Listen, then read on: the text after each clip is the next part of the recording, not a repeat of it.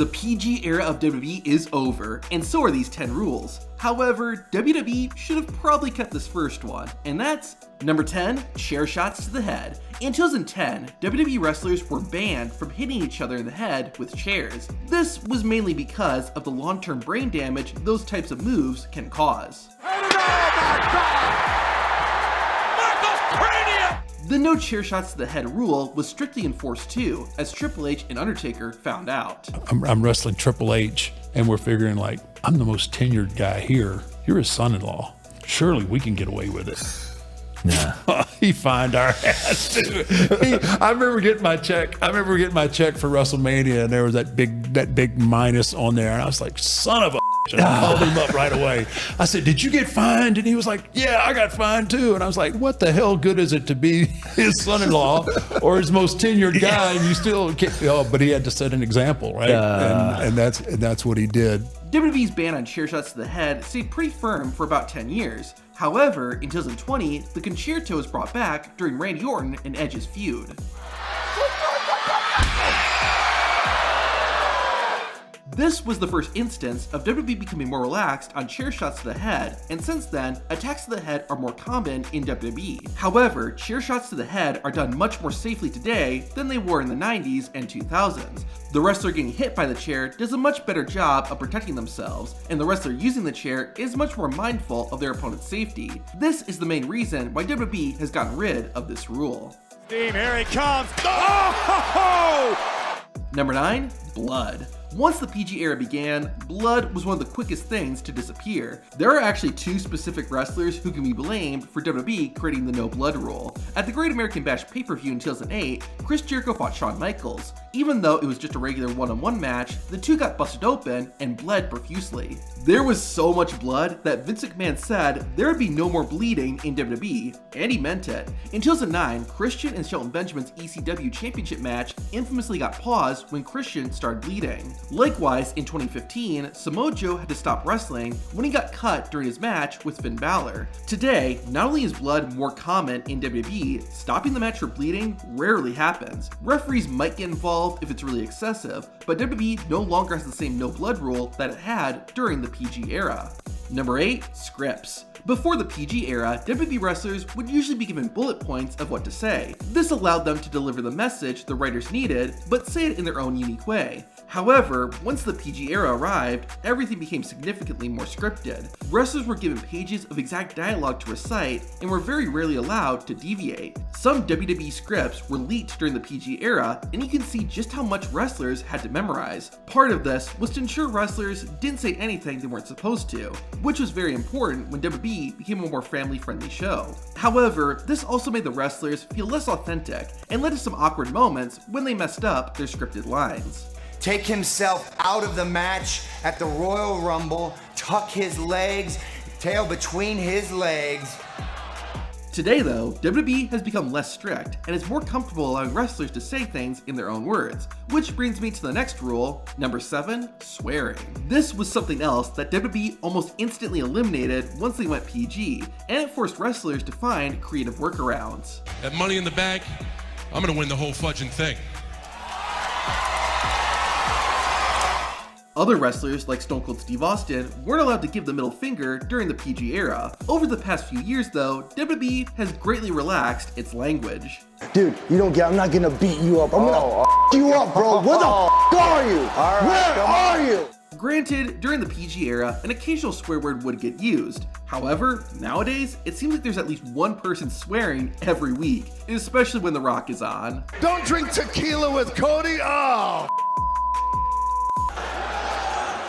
Number 6, sex. WWE was kind of weird about their rules about sexualization of women during the PG era. The company wasn't doing or showing anything nearly as spicy as they were during the Attitude and Ruthless Aggression eras. However, WWE still had the occasional swimsuit match, and there was an emphasis on the sex appeal of the female talent. Then, in 2015, when the Divas Revolution began, a lot of this got toned down. There was more of a focus on the athleticism and wrestling ability of the female wrestlers. While WWE is still going strong with that, they are much more willing to spice things up. A perfect example of this is the Liv Morgan, Rhea Ripley, and Dominic Mysterio storyline, or that segment with Indy Hartwell, Dexter Lumis, and Johnny Gargano.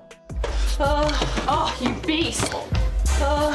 Hit me harder. None of this would have been allowed during the PG era. But speaking of unique women's rules, you have to hear about number 5, punching and kicking. It sounds so strange, but there was a time during the PG era where the female wrestlers were not allowed to punch or kick.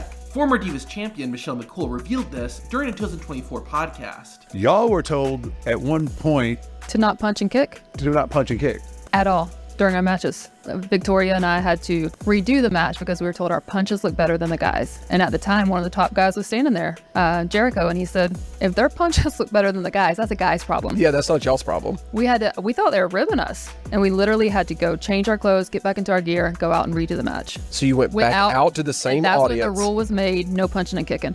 If you watch one women's match today, you'll see that this rule clearly isn't alive anymore. Number 4, kid stuff. It's not necessarily a rule, but have you noticed how much less WWE is pandering to children? One of the main reasons the PG era started was so that WWE could more easily market to kids. This led to the creation of a WWE magazine specifically for children, and a number of crossover movies, including ones with Scooby-Doo, Fred, and Surf's Up. WWE even launched a G-rated show called Saturday Morning Slam. This show was less violent and more comedic than Raw or SmackDown, even by PG era standards. Saturday Morning Slam was so sanitized that they even had to remove some of the lyrics from wrestlers' theme songs.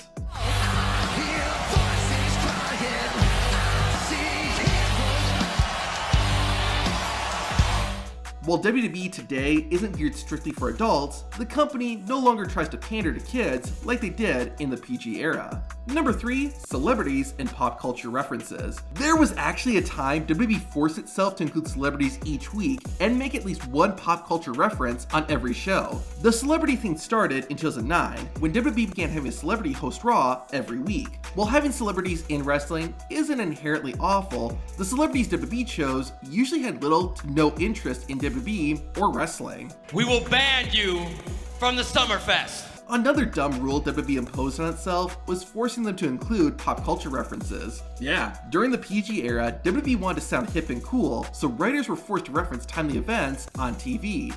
Occasionally, you would get a funny moment, but all this did was handicap the show. Sure, WWE still makes pop culture references and uses celebrities today, but they're much better incorporated. Plus, WWE isn't forcing itself to do any of it, unlike during the PG era. Number 2, acknowledging other companies. Granted, this was more of a Vince McMahon rule than strictly a PG era one, but it's worth bringing up, just because of how radically different it is. During the PG era, it was very rare to hear even a slight mention of another wrestling company, or from a wrestler working in another organization. Even when CM Punk cut his iconic pipe bomb promo, he didn't bring up WWE's biggest competitor at the time, TNA. Speaking of TNA, in 2008, WWE wrestler Robbie McAllister infamously attended a TNA event as a fan. The cameras showed him on TV, and once WWE found out he was there, he was ordered to leave. Ultimately, this led to Robbie and his tag team partner being fired. Now, WWE is actually sending wrestlers to TNA, and even having TNA wrestlers and championships appear on their show. But it's not just TNA. WWE has gotten comfortable referencing other wrestling companies, like New Japan Pro Wrestling, and even AEW. I got booed in a company I created. All stuff that would never happen during the PG era. And number 1, wrestling. I'm not only talking about the word wrestling being unbanned, but just the image of the company. It's fair to say that throughout Vince McMahon's leadership, WWE was always trying to act like it wasn't wrestling. However, it was in 2011, during the PG era, that the company stopped referring to itself as World Wrestling Entertainment and began exclusively using the name WWE. It was also during this time that WWE told news outlets to refer to the company as an entertainment company, rather than a wrestling company. In general, it felt like the PG era was a period when WWE was trying its hardest not to refer to itself as wrestling in any shape or form. Since then, however, WWE has loosened up a lot. Wrestlers actually call it wrestling now.